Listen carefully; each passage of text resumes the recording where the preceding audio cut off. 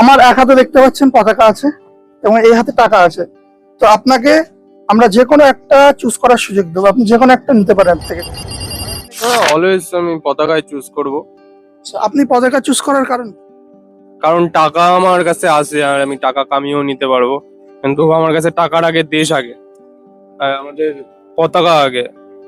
টাকার থেকে আপনি জাতীয় পতাকাকে বেশি প্রাধান্য?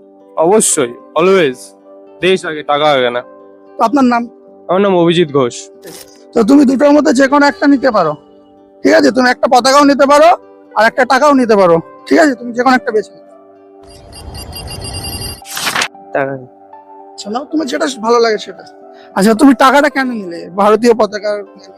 কারণ আমি একটা স্কুলের স্টুডেন্ট আর আমার জ্যামিতি বক্স কিনবো আর আমি দেশকেও শ্রদ্ধা করি, ভালোবাসি, তাই আমি আর একটা পদক নিতে চাই।